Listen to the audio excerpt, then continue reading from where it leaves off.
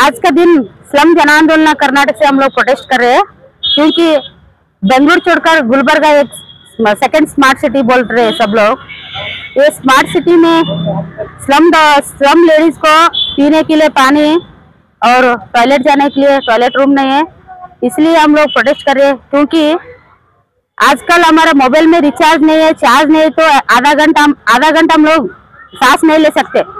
ऐसे जमाने में करंट नहीं है, पानी नहीं है, ऐसे जी रहे हम लोग। इसलिए हम क्या कर रहे हैं, सरकार को यहाँ महानगर पालिका कमिश्नर को दे रहे हैं, क्या बोलकर दे रहे बोलकर हमारे को पानी और टॉयलेट बाथरूम बनाकर देना उनका काम है।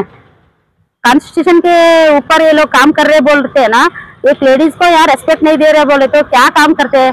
इतना गुलबर्गा सिटी में बड़ा बड़ा एमएलए लोग है, बड़ा लोग है, इंटरनेशनल तक गुलबर्गा ले जा रहे बोलते हैं। इधर पानी भी नहीं है, टॉयलेट रूम भी नहीं है।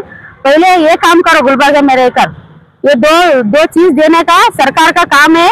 देना नहीं दिए तो हम लोग 15 दिन का मोहलत दे रहे हैं कमिश्नर को, नहीं करे तो इधर ही हम लोग क्या करना है, इधर अब क्या कर रहे हैं, रील दिखा रहे हम लोग, काली गड़ा और चम्मू दिखा रहे।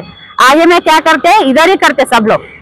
पानी भी या कारपोरेशन के पानी लेना, इधर ही पानी नहाना, इधर ही खाना खाना, इधर ही टॉयलेट बैठना, ऐसा काम करते हम लोग।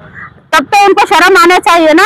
ये पानी और टॉयलेट रूम नहीं दे सकते बोले तो सरकार क्यों चाहिए, महानगर पालिका क्यों चाहिए हमारे लिए। इसलिए हमारा मुद्दा है कि ये दो चीज है ना, हमारे लेडीज को देना है। नहीं दिए तो हम लोग आगे दिन रात इधर ही स्ट्राइक करते हैं कारपोरेशन के सामने। मेरा नाम रेणुका सरडगी, स्लम जन आंदोलन का सिटी कोऑर्डिनेटर हूँ।